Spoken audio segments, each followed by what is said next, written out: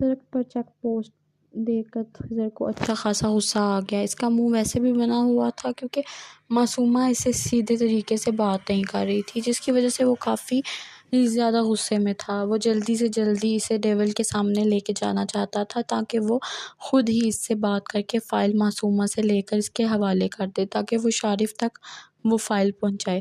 وہ ایسا ہی تھا، ڈیول اسے جو بھی کام دیتا وہ جلدی سے جلدی اپنا کام ختم کرنے کی کوشش کرتا، لیکن اس لڑکی کی وجہ سے وہ اب تک اپنا کام ختم نہیں کر پا رہا تھا۔ اس کا ارادہ معصومہ کو اپنے آدمی کے ساتھ گھر بھیج کر خود جیل جانے کا تھا، لیکن وہ تو تب ہوتا جب معصومہ اسے وہ فائل دیتی، جبکہ معصومہ نے آگے انہی کے ساتھ کام کرنا تھا، جس کی وجہ سے وہ کسی بھی قسم کی بدمزگی نہیں چاہتا تھا، اور اب غصے سے اس کا برا حال ہو رہا تھا۔ روح پہلے سے اسی طرح سے غصہ کرتے دیکھتی رہی، پھر گاڑی میں رکھی پانی کی بوتل اٹھا کر اس کی طرف بڑھائی۔ یہ پانی پی لیں، آپ کا غصہ ٹھنڈا ہو جائے گا، اس نے معصومیت سے کہا۔ تم اپنا منہ بند کرو اور خاموشی سے بیٹھی رہو، وہ غصے سے دھاڑتے ہوئے بولا۔ کوئی اس حد تک ایکٹنگ کیسے کر سکتا ہے؟ برا مت منائیے گا بھائی، لیکن غصہ اس سلگتی ہوئی لکڑی کی مانند ہے جو دوسروں کو جلانے سے پہلے خود جلتی ہے۔ پلیز آپ غصہ مت کریں، اس میں آپ کا اپنا ہی نقصان ہے۔ میں جانتی ہوں آپ بہت بزی ہیں، بہت کام ہوگا آپ کو، میری وجہ سے آپ کو اتنی پریشانی ہو رہی ہے، وہ بولے جا رہی تھی جبکہ خضر حیرانگی اور پریشانی سے اسے دیکھنے میں مصروف تھا۔ لڑکی میری بات سنو، تم اپنی یادداشت بھول تو نہیں آئی؟ دیکھو اگر ایسا ہے تو پلیز مجھے بتا دو، تمہارا سر کسی بھاری چیز سے تو نہیں ٹکرایا؟ میں تمہیں ابھی ڈاکٹر کے پاس لے کے چلتا ہوں، لیکن پلیز اپنی یہ بیکار بے فضول سی ایکٹنگ، خبردار جو تم نے ڈیول کے سامنے کی وہ سیدھا شوٹ کر دے گا تمہیں۔ خضر نے اسے تحمل سے سمجھانے کی کوشش کی۔ آپ کیا کہہ رہے ہیں؟ مجھے سمجھ نہیں آ رہا۔ اب روح بھی اس کی بہکی بہکی باتوں سے پریشان ہوئی تو آنکھوں میں موٹے موٹے آنسو آ گئے، جبکہ اس کے آنسو دیکھ کر خضر بری طرح سے کھٹکا۔ کچھ نہیں کہہ رہا بہن جی، ہم گھر چلتے ہیں، باقی باتیں وہیں ہوں گی آپ کے شوہر کے سامنے، خضر نے جیسے ہار مانتے ہوئے کہا۔ ٹھیک ہے، اس نے نم آواز میں کہا تو خضر کو ایک بار پھر سے اپنے معصوم چہرے کو دیکھنے پر مجبور کر گئی۔ وہ وائٹ پینٹ اور ریڈ شرٹ میں ہونٹوں کو لال لپسٹک سے رنگے بہت حسین لگ رہی تھی۔ وہ عام سے حلیے میں بھی غضب دھاتی تھی، اگر اتفاق سے کوئی ڈارک کلر پہن لے تو اس کی خوبصورتی کو چار چاند لگ گئے، اور آج اس نے جان بوجھ کر یہ رنگ پہنا تھا کیونکہ وہ جانتی تھی کہ اس رنگ میں وہ بے حد حسین لگتی ہے۔ خیر، آنے والی لڑکی کو بتانا بھی تو تھا کہ یہاں اس سے زیادہ خوبصورت لڑکی اور کوئی نہیں، اور ڈیول صرف اسی کا ہے، اس لیے آنے والی لڑکی اس کے ساتھ کام کرنے والے ہر لڑکے کے ساتھ فلرٹ کر سکتی ہے، لیکن ڈیول کے ساتھ نہیں، کیونکہ اس کا حق صرف اور صرف لیلا رکھتی ہے۔ گاڑی اپنے مقام پر رکی اور خضر تیزی سے گاڑی سے باہر نکل گیا، جبکہ وہ حیران پریشان سی اس کے پیچھے آئی تو نظر سامنے خوبصورت نازک سی لڑکی لیلا پر پڑی۔ اسے کچھ اطمینان ہوا، یہاں تو لڑکیاں بھی ہیں۔ اس کے سامنے آ کر ذرا سا مسکرائی، مگر لیلا کا ایسا کچھ بھی کرنے کا کوئی ارادہ نہ تھا۔ ڈیول واپس آ گیا، اس نے پوچھا۔ ہاں، ابھی کچھ دیر پہلے آیا ہے، میں گئی تھی اس کے پاس، کہنے لگا ڈسٹرب مت کرو، وہ ریسٹ کرنا چاہتا ہے، اس لیے میں باہر آ گئی۔ ٹھیک ہے، میں اس سے مل کر آتا ہوں، تم میرے ساتھ آؤ، اس نے روح کی طرف اشارہ کیا۔ اس نے کہا ہے کہ اسے کوئی بھی ڈسٹرب نہ کرے، لیلا نے اپنی بات پر زور دیتے ہوئے کہا۔ ایک سلگتی نظر پاس کھڑی روح پر ڈالی، جو کہ آسمانی رنگ کے برقعے اور ہم رنگ سکارف میں مکمل قید تھی، سوائے چہرے کے اس کے جسم کا کوئی بھی حصہ بے لباس نہ تھا۔ خیر، لیلا کے لیے یہ کوئی نئی بات نہیں تھی، دبئی میں زیادہ تر عورتیں ایسے ہی برقعے میں پائی جاتی ہیں۔ اس نے مجھ سے کہا تھا کہ میں جیسے ہی آؤں اس سے ملوں، اور مجھے میرا کام سکھانے کی ضرورت نہیں ہے، کیونکہ یہاں پہ صرف تم ہی اسے ڈسٹرب کرتی ہو، باقی ہم سب تو اپنے کام سے کام کر سکتے ہیں۔ اب خضر کو کسی نہ کسی پہ تو اپنا غصہ نکالنا ہی تھا، تو لیلا ہی صحیح، جبکہ اس نئی لڑکی کے سامنے اتنی بے عزتی کے بعد لیلا بالکل اپنے شرٹ کے کلر کی طرح ہو چکی تھی۔ آؤ خضر، ایک کام کہا تھا تم سے، وہ بھی ڈھنگ سے نہیں ہوا۔ خضر کو اپنے کمرے میں آتے دیکھ کر ڈیول نے کہا، کیا مطلب؟ میں کچھ سمجھا نہیں۔ خضر کو اس نے صرف اور صرف معصومہ کو ایئرپورٹ سے لانے کا کام دیا تھا، وہ تو اس نے بالکل ٹھیک طریقے سے کیا۔ اب کون سے کام کی بات کر رہا تھا وہ؟ خضر کچھ سمجھ نہیں پایا۔ میں نے اکرام کو بھیجا ہے معصومہ کو ایئرپورٹ سے لانے کے لیے۔ تم جس لڑکی کو لے کے آئے ہو وہ کوئی اور ہے۔ ابھی وہ خضر کی طبیعت صاف کرنے ہی والا تھا کہ آہستہ آہستہ قدم اٹھاتی، پورے ہال کا جائزہ لیتی وہ کمرے میں داخل ہوئی۔ کیا مطلب؟ یہ وہ لڑکی نہیں ہے، خضر نے آہستہ آواز میں کہا۔ اس کے پاس وہ فائل ہے، یہ کہہ رہی تھی کہ وہ تمہیں دے گی۔ روح خضر کے قریب آ کر کھڑی ہوئی تو وہ کہنے لگا، جبکہ روح کا سارا دھیان سامنے کھڑے آدمی پر تھا۔ کہتے ہیں نکاح کے 2 بول میں بہت طاقت ہوتی ہے، لیکن گھر سے لے کے یہاں تک اس نے اپنے شوہر کے بارے میں کچھ محسوس نہ کیا۔ وہ تو اسے سوچنا بھی نہیں چاہتی تھی، لیکن اب تو اس کے چہرے سے نظریں ہٹانا بھی ناممکن لگ رہا تھا۔ وہ شہزادہ نہیں بلکہ شہزادوں کو مات دینے والوں میں سے تھا۔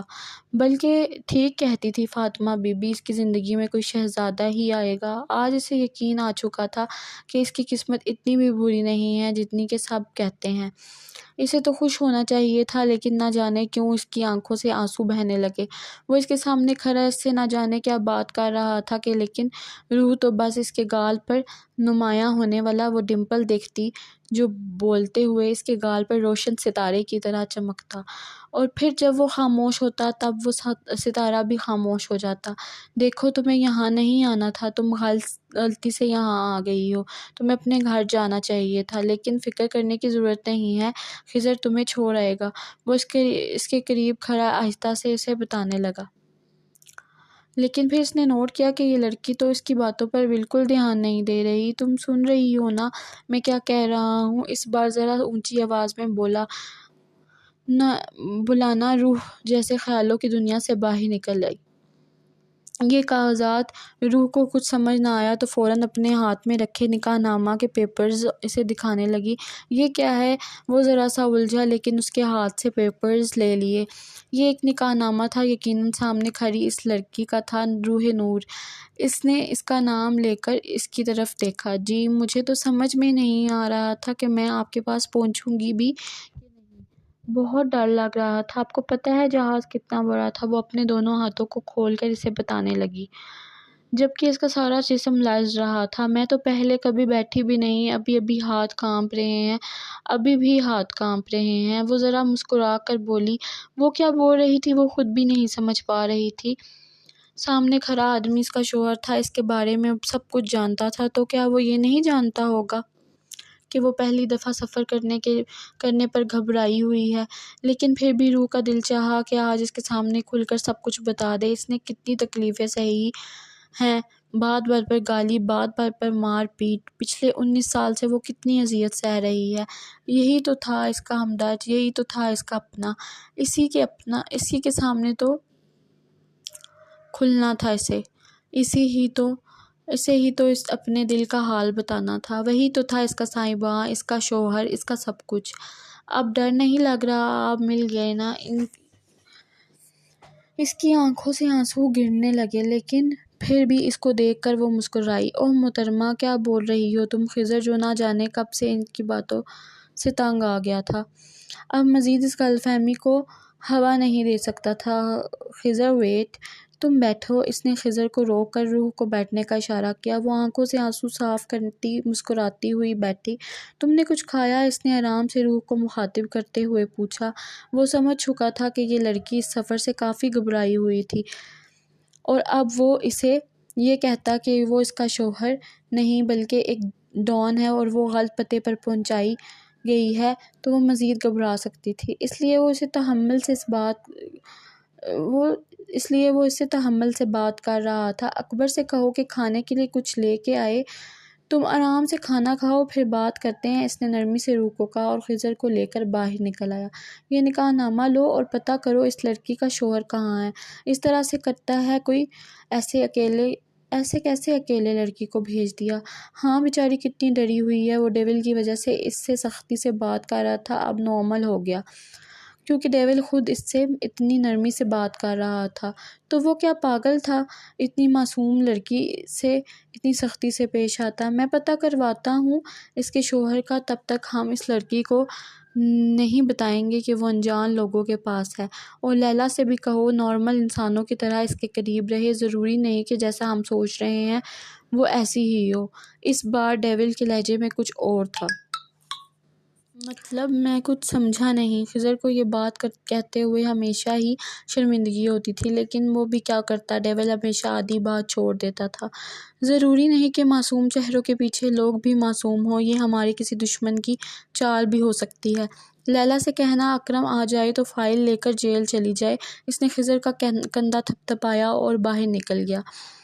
ایک ہی دن میں زندگی کتنی حسین لگنے لگی تھی۔ اس کا شوہر نہ صرف دیکھنے میں اچھا تھا بلکہ بات بھی کتنی محبت سے کرتا تھا۔ یہاں تو سب ہی لوگ عربی میں بات کرتے ہیں، لیکن وہ اس سے اردو میں ہی بات کر رہا تھا۔ امی اتنی اچھی کیسے ہو گئی کہ اس کی شادی اتنی حسین آدمی سے کر دی؟ تو کیا انہیں تب بھی اپنی بیٹیوں کا خیال نہ آیا؟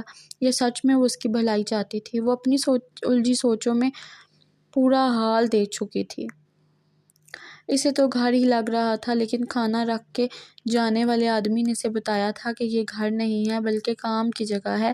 کمرے میں آرام کرنے کے لیے بھی کوئی چیز نہ تھی سوائے کرسی کے۔ وہ اسے جس کمرے میں چھوڑ کے گیا تھا وہ وہیں بیٹھی رہی۔ آگے پیچھے جانے کا تو سوال ہی پیدا نہیں ہوتا تھا۔ اگر وہ اپنے شوہر کی مرضی کے خلاف کوئی کام کرتی تو وہ اس سے روٹھ جاتا، تو ابھی تو وہ ٹھیک سے جانتی بھی نہیں تھی تو وہ کیسے مناتی اسے۔ اس نے کہا تم کھانا کھا کر یہیں آرام کرو، واپس آ کے باتیں کریں گے۔ میں کیا بات کروں گی ان سے؟ وہ شرماتی گھبراتی بیٹھ کے سوچتی رہی۔ کیا پہلے بھی بے وقوفوں کی طرح بولنا شروع ہو گئی؟ اب نہیں بولوں گی، ایسے سوچ سمجھ کر بات کروں گی، وہ یہ نہ سمجھے کہ میں پاگل ہوں۔ میں آپ کی کچھ مدد کر دوں؟ اس نے یہاں ایک چیز جو بہت زیادہ نوٹ کی، وہ یہ تھی ایک آدمی حال صاف کرنے کی چیزیں لے کے کھڑا تھا اور ہر 5-10 منٹ کے بعد صفائی کرنا شروع کر دیتا، جبکہ روح کو تو ہال بہت صاف ستھرا لگ رہا تھا۔ شاید اسی آدمی کی محنت کا کمال تھا۔ نو میم، ہم کر لیں گے، آپ آرام کریں۔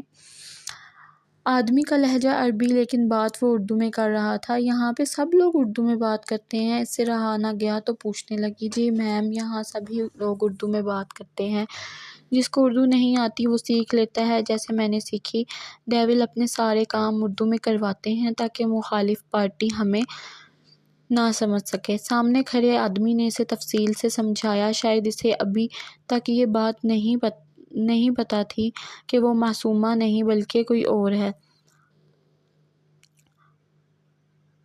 حسن تم جاؤ، میں ان سے بات کرتی ہوں۔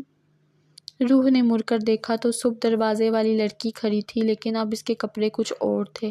اسے دیکھ کر ذرا مسکرائی اور اشارے سے اسے اندر کمرے میں بلایا۔ روح بھی اس کے پیچھے چل دی۔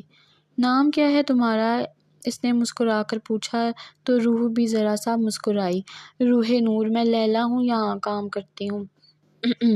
تمہارا نکاح کیسے ہوا؟ میرا مطلب ہے تم اپنے شوہر کو پہچان نہیں پائی؟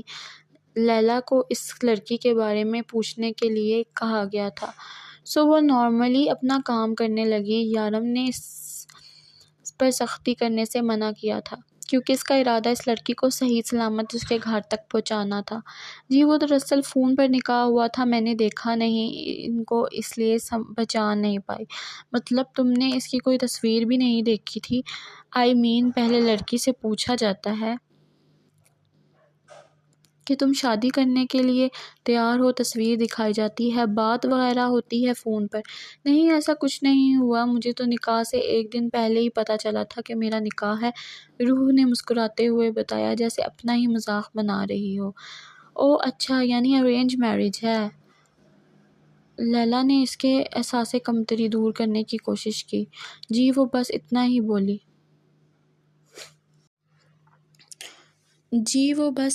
بولی۔ اوکے، دن میں تمہارا پاسپورٹ اور ID کارڈ مل سکتا ہے؟ لیلا مطلب کہ بار بار آ چکی تھی، جی میں دیتی ہوں، لیکن وہ اصل نہیں ہے، یہ تو آپ جانتی ہی ہوں گی۔ وہ کچھ کنفیوز ہو کر بولی، اصل نہیں ہے؟ تم یہاں کیسے آئی پھر؟ لیلا کو جھٹکا لگا۔ وہ سب کچھ تو مجھے نہیں پتا، یہ سب تو کچھ میرے شوہر ہی جانتے ہوں گے، آپ ان سے پوچھیں۔ اس نے اپنا پاسپورٹ ID کارڈ اس کی طرف بڑھاتے ہوئے کہا، جبکہ لیلا اپنا گھومتا ہوا سر لے کر باہر نکل گئی۔ اس کا مطلب وہ لڑکی غیر قانونی طریقے سے یہاں آئی ہے، اور اس کا یہ شوہر رمیز شیخ اس نام کا کوئی آدمی نہیں ہے اس شہر میں، اور میں نے ایئرپورٹ سے بھی پتہ کیا ہے، اس نام کی کوئی لڑکی دبئی آئی ہی نہیں، اور نہ ہی اسے لینے کوئی ایئرپورٹ آیا تھا، اور نہ انتظامیہ میں کوئی رپورٹ درج ہوئی۔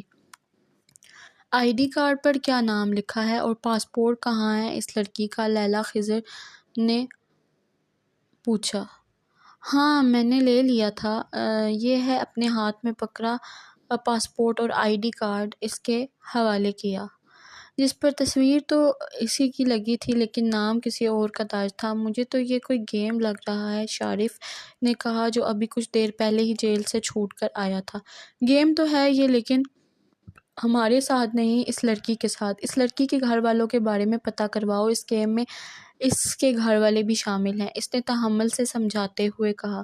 مطلب تمہیں لگتا ہے کہ اس لڑکی کے گھر والوں نے ہی اسے یہاں بھیجا ہے؟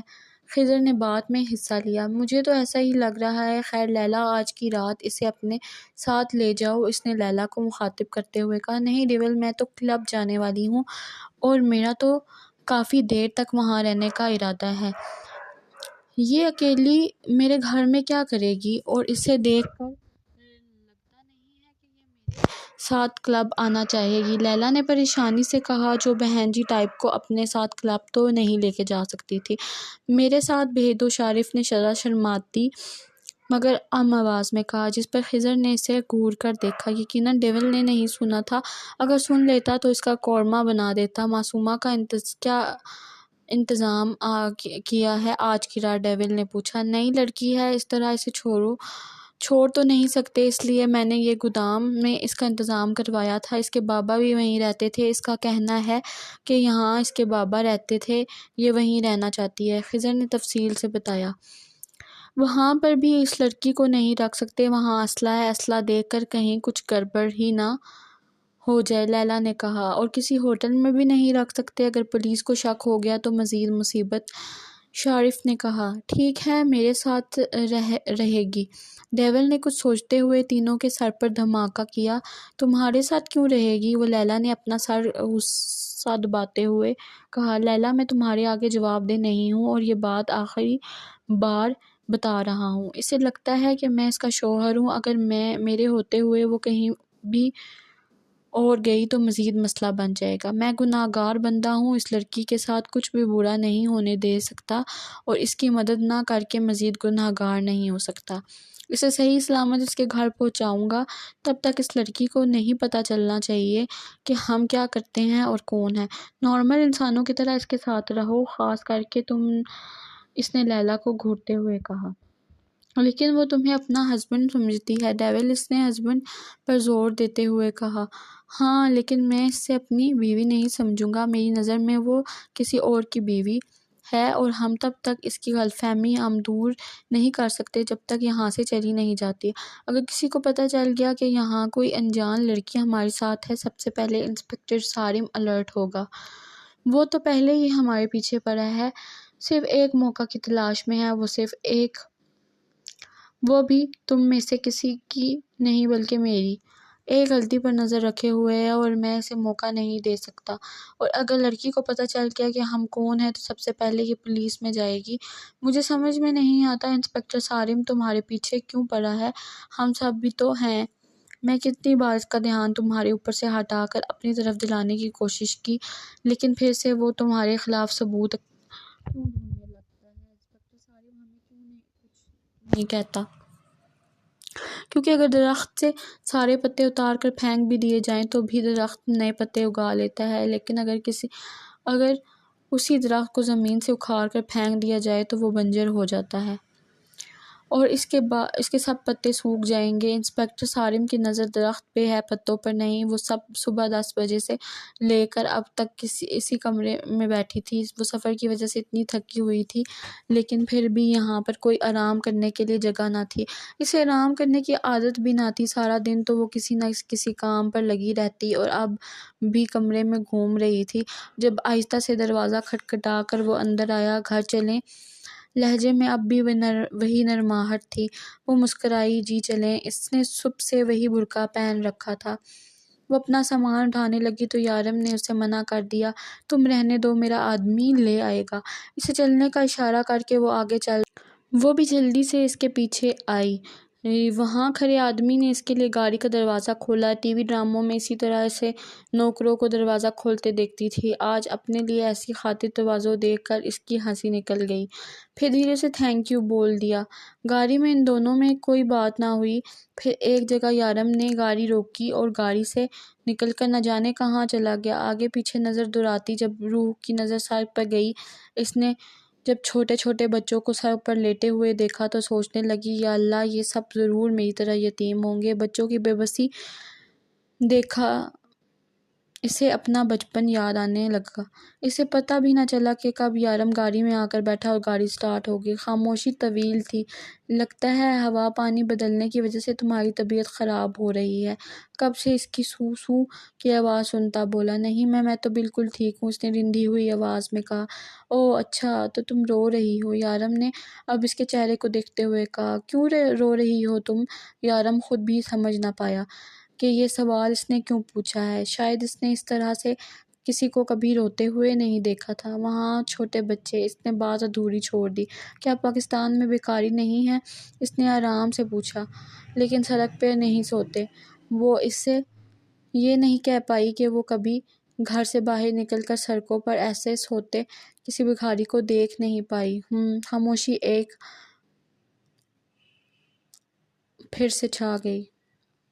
بار پھر سے چھا گئی۔ گاڑی ایک بلڈنگ کے قریب آ کر رکی۔ یہاں سے اندر چلی جاؤ، یہ چابی پکڑو، فلیٹ نمبر 8 اور یہ گانا بھی لے جاؤ۔ میں گاڑی پارک کر کے آتا ہوں، یارم نے اسے چابی اور کھانا پکڑاتے ہوئے کہا۔ وہ فوراً گاڑی سے باہر نکل گئی، لیکن اندر نہیں گئی، بلکہ وہیں کھڑا ہو کر اس کا ویٹ کرنے لگی۔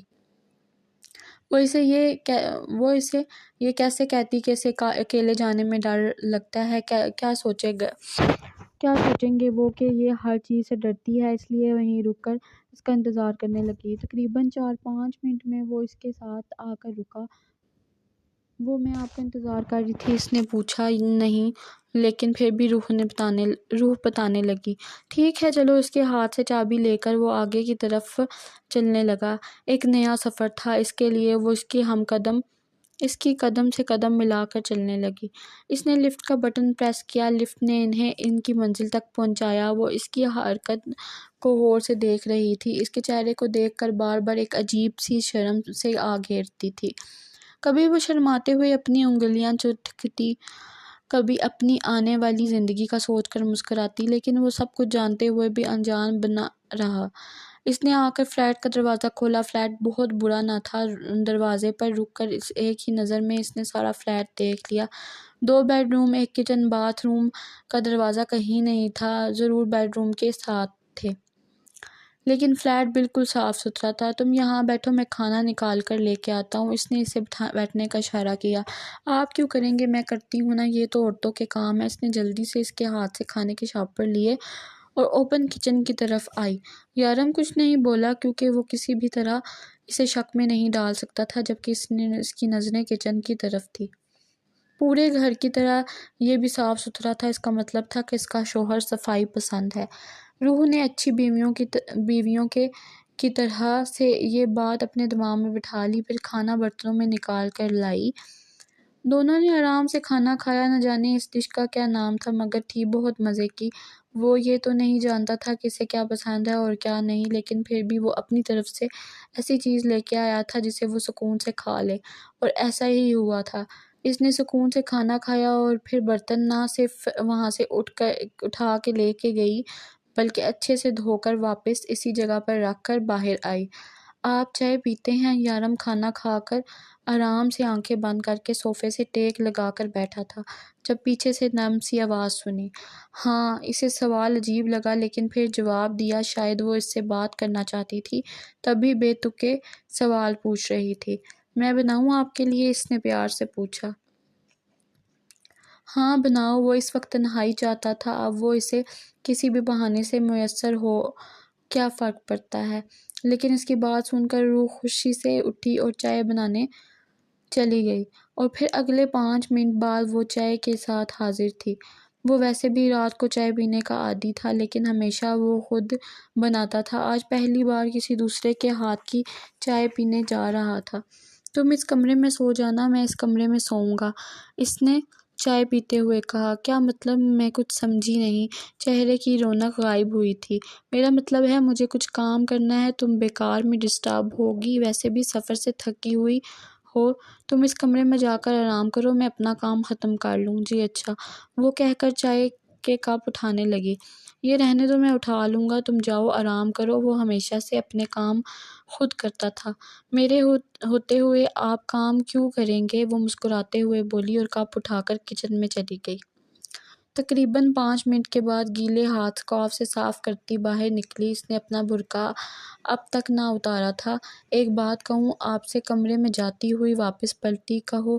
یارم نے اس سے تھوڑی دیر میں یہ اندازہ لگایا تھا کہ یہ لڑکی بہت شرمیلی اور بہت باتونی ہے۔ مسکرانا صدقہ جاریہ ہے۔ وہ بنا پلٹے فوراً اپنے کمرے کی طرف چلی گئی، جبکہ یارم نے اپنے گال پر ابھرنے والے بے ساختہ ڈمپل کو بڑی مشکل سے روکا تھا۔ صبح یارم کی آنکھ کھلی تو پورے گھر میں خوشبو پھیلی ہوئی تھی۔ وہ آرام سکون سے اٹھا، فریش ہو کر باہر آیا تو اس کے اندازے کے عین مطابق روح کچن میں گھسی کچھ کر رہی تھی۔ اپنے اس فلیٹ میں اس نے آج تک اپنے علاوہ کسی دوسرے وجود کو اتنی صبح نہ دیکھا تھا۔ وہ شروع سے ہی اس طرح سے رہتا تھا کہ کوئی اسے پہچان نہ پائے۔ یہ فلیٹ جس بلڈنگ میں تھا وہاں پر بہت ساری فیملیز رہتی تھی جن میں زیادہ تر انڈین اور پاکستانی تھی۔ ان سب کو یارم کے بارے میں کچھ بھی پتہ نہ تھا۔ اگر کسی کو کچھ پتہ تھا تو بس اتنا کہ ایک لڑکا ہے جو یہاں رہتا ہے اور چھوٹی موٹی جاب کرتا ہے۔ یارم کا ریکارڈ اتنا صاف تھا کہ آج تک پولیس اس تک نہ پہنچ پائی، مگر انسپکٹر صارم کی محنت اور لگن ہی تھی کہ جس نے اسے اس تک پہنچنے میں مدد کی۔ وہ خود بھی انسپکٹر صارم کو اس کی ہمت اور قابلیت کی داد دیتا تھا۔ ارے آپ اٹھ گئے، آپ بیٹھیں، میں ناشتہ لگاتی ہوں۔ وہ کچن سے باہر ٹیبل تک آئی تو اسے دروازے پہ کھڑا دیکھ کر بولی، ویسے مجھے پتہ نہیں ہے کہ آپ صبح ناشتے میں کیا پسند کرتے ہیں، لیکن پھر بھی میں نے پراٹھے بنائے ہیں، لیکن آپ کہیں گے تو کچھ اور بھی بنا دوں گی۔ اس وقت وہ بنا عبایا کے کالا چوڑی دار پاجامہ اور سرخ قمیض پر کالا دوپٹہ سلیقے سے سر پہ جمائے کھڑی تھی۔ ہاں مگر کپڑے اس کے لحاظ سے تھوڑے لوز تھے۔ سفید رنگت، کالی آنکھیں، لمبے بال جو دوپٹے سے باہر کمر سے نیچے جھول رہے تھے۔ وہ بہت خوبصورت تھی لیکن یارم جتنی نہیں۔ ہاں لیکن اس کے چہرے کی معصومیت خوبصورت سے خوبصورت انسان کو مات دینے کے لیے کافی تھی۔ نہیں میں یہ کھا لوں گا، تھینک یو میرے لیے ناشتہ بنانے کے لیے، اور سوری تمہیں میرے لیے اتنی زحمت کرنی پڑی۔ وہ خود بھی نہیں جانتا تھا کہ وہ اتنا کیوں بولنے لگا ہے، وہ تو ضرورت سے زیادہ کبھی نہیں بولتا تھا۔ ارے زحمت کیسی، اب یہ سب کچھ تو مجھے ہی تو کرنا ہے۔ صفائی کے لیے کون آتا ہے؟ میرا مطلب ہے گھر کی صفائی کون کرتا ہے؟ وہ کھانے کے لیے بیٹھا تھا جب روح نے پاس بیٹھ کر سوال پوچھا۔ میں اپنے گھر کے سارے کام خود کرتا ہوں، مجھے دوسروں لوگوں کے کیے ہوئے کام دوسرے